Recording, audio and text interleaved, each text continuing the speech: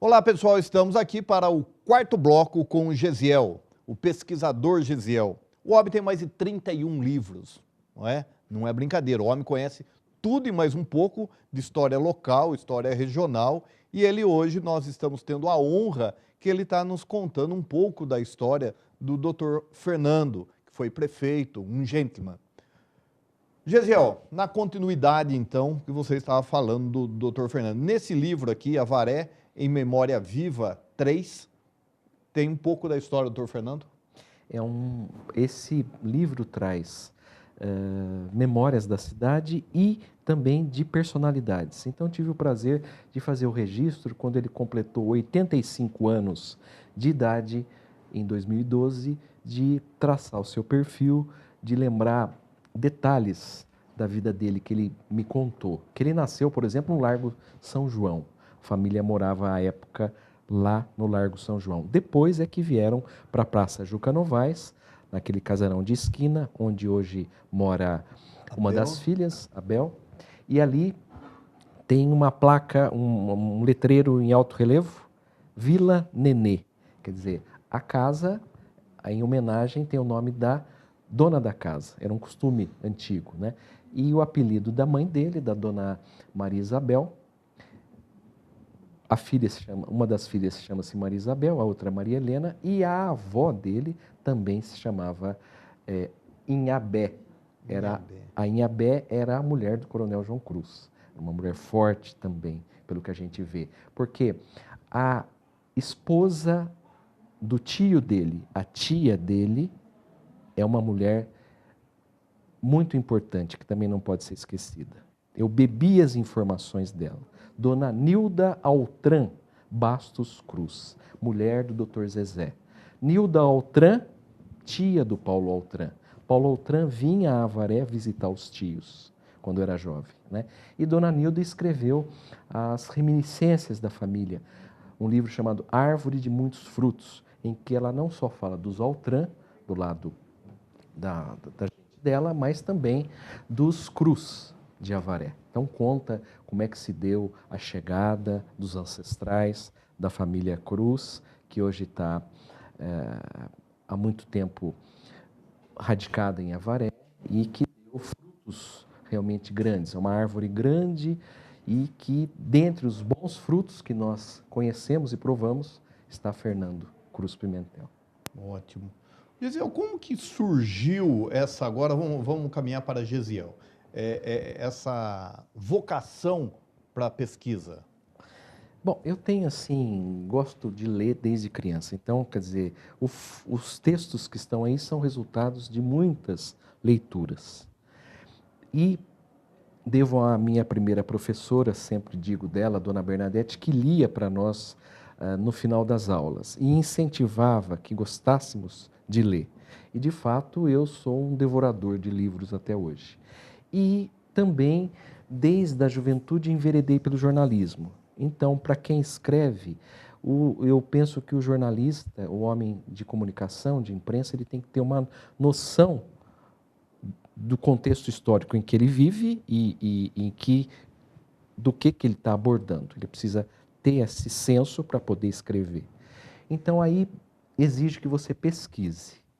E depois, quando eu tive a chance de unir esse prazer que é de ler ao trabalho de escrever, brotou a ideia de poder escrever sobre a pátria pequena, né, a nossa cidade. É onde a gente vive, onde a gente pisa e que há valores. E esses valores não podem ficar esquecidos, não podem se perder pela espiral do tempo.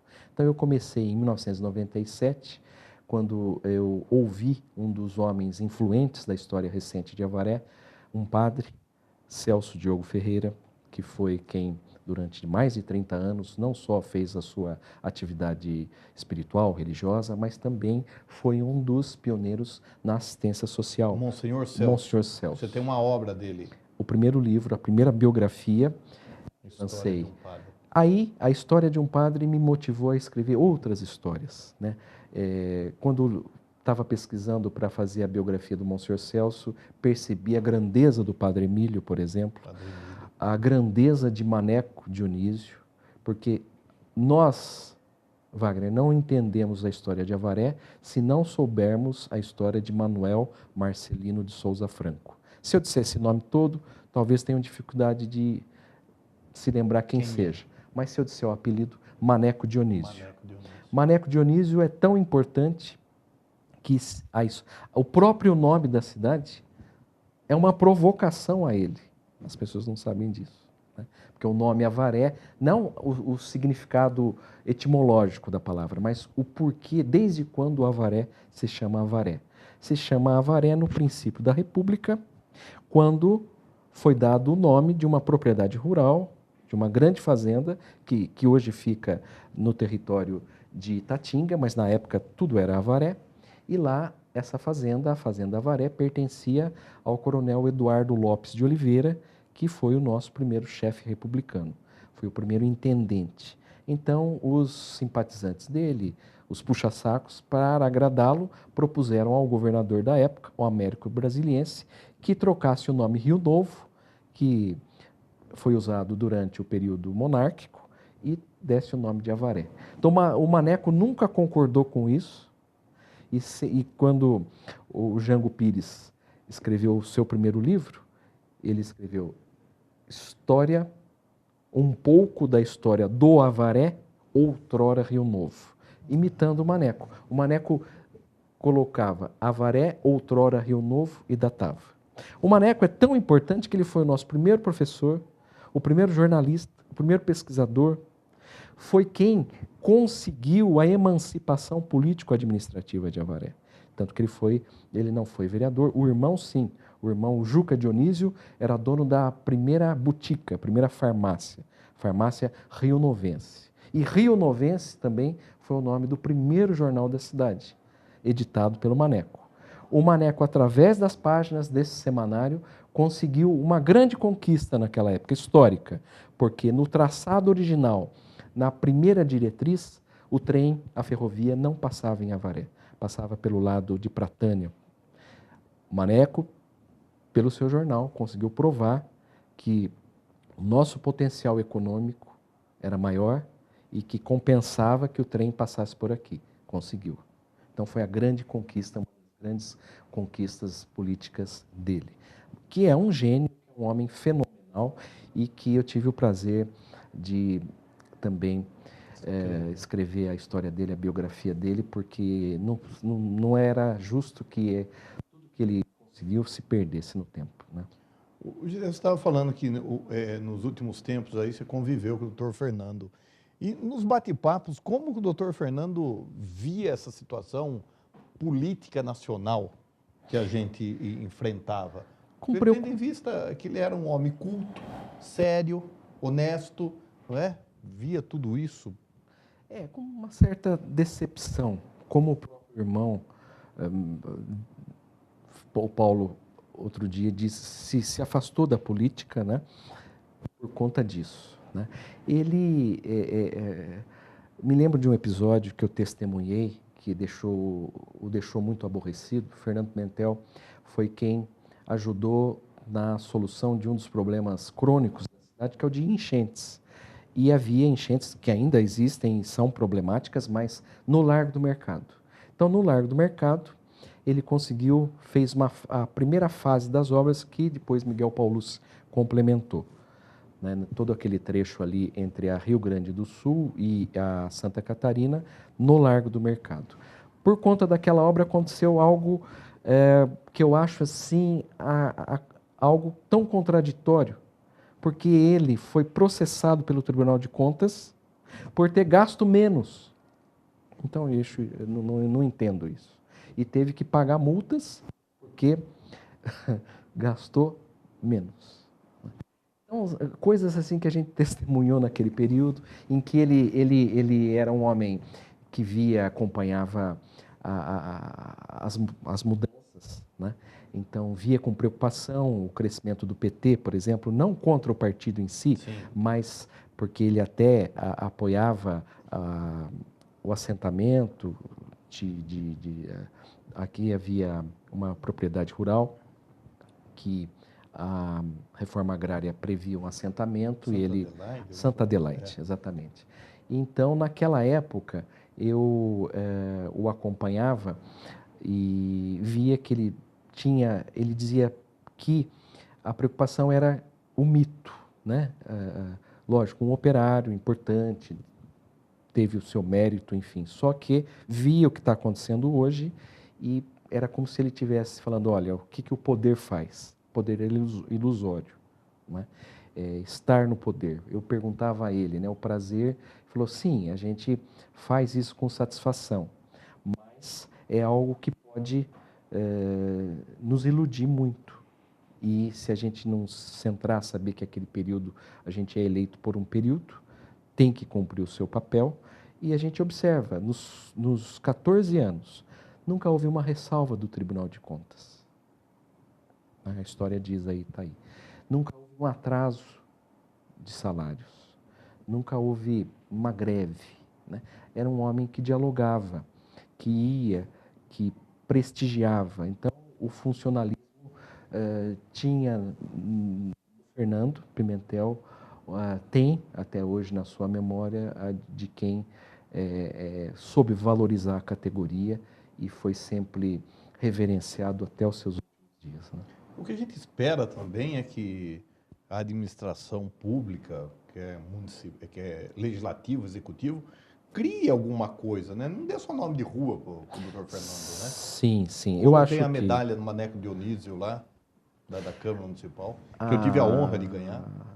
Embora ele já tenha o seu nome no Parque de Exposições, Sim, muito isso forte. aconteceu, ele até ficava constrangido, mas eu acompanhei de fato, ele deu o nome para si, depois de receber um pedido de mais de 300 assinaturas de criadores, pecuaristas na época. Só que isso visto depois daquele tempo, isso é vaidade, né? Ele ficou muito constrangido quando isso saiu à imprensa, numa época. Eu até participei da cobertura e ele veio conversar comigo explicando o que tinha acontecido. Mas se você pegar o decreto, é claro, ele próprio assina uma auto-homenagem, vamos dizer assim. Mas hoje, isso aconteceu em 1972. 45 anos depois, a gente vê que, ainda que tenha sido ele quem tenha assinado o ato, é um ato que hoje a gente vê que é importante que ele tenha o seu nome no parque pelo trabalho que ele fez e que ele já vinha fazendo, de fato, na época em que foi presidente da comissão organizadora e deu à EMAPA o realce que a exposição teve nos seus melhores tempos. Pessoal, nós estamos caminhando para o final do nosso programa. Eu só vou adiantar para vocês, nós não sabemos, daqui a pouco o Boninho, que é o Richard, que é o nosso chefe, ele fala, pô, mas como que você fala isso? Em breve, o Gesiel Júnior participará também da do Vale TV, fazendo um programa. Que modos, que tipo, que jeito, também não sei, mas isso é só para fofocar. Gesiel, infelizmente, nós chegamos no final e deixamos aí o final para você falar suas considerações finais. Sempre final. Eu acho que um pensamento de saudade, eu acho que a melhor forma de homenagear Fernando Cruz Pimentel é mostrar o seu testemunho de homem público, de gestor eficiente, comprometido com a causa pública. Para essa geração que está chegando, que tem um ideal, embora ele não tenha tido uma experiência legislativa, mas ele sempre soube conviver muito bem com o poder legislativo ao longo dos seus 3 mandatos. Então é um homem que, claro, continua merecendo da parte, enfim, da nossa sociedade o maior reconhecimento. Eu acho que ele gostaria de ser lembrado justamente pelo exemplo que deu, né, de probidade, que isso sirva de modelo, já que nós estamos pregando aí uma necessidade de uma renovação na vida pública. Então, que Fernando Pimentel possa ser um rosto e um exemplo a ser devidamente cultuado, ter a sua memória cultuada a partir do exemplo que ele deixou. Ótimo, só aproveitar o finalzinho aqui.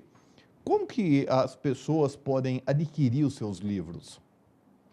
Bom, os meus livros, como eles têm uma circunscrição, né, são obras circunscritas, interessam mais aos leitores avarenses. Eu não tenho, digamos assim, alguns títulos já estão esgotados, mas a gente deixa em alguns lugares, na verdade, a gente já nós não temos livrarias em Avaré, né? Então, um ponto que as pessoas se habituam a buscar, que às vezes eu indico quando perguntam, é na distribuidora de livros, ali na DAP, embaixo da associação comercial. Lá existem os meus livros, os outros livros dos colegas autores de Avaré deixam lá e é o único ponto de venda mesmo, né? Porque boa parte dos livros eu não tem a conotação comercial. São livros que eu consegui editar graças a apoio cultural e a gente depois distribui nas escolas e espera a honra de ter os trabalhos lidos. Isso que é o que compensa para um autor simples como eu. Muito obrigado, parabéns. Eu tenho lido seus livros, gosto dos seus livros e vamos aguardar os outros livros, né, que virão aí. Pessoal, então encerramos o bate-papo de hoje, não é? Com o Gesiel, que voltará outras vezes. Vamos ver se um dia a gente pega o Gesiel para dar uma palhinha de cada obra dele, né? Porque para tratar de tudo isso aqui a gente fica só até o final do ano só com o Gesiel, não é? Mas na próxima semana estaremos de volta. Um abraço para vocês.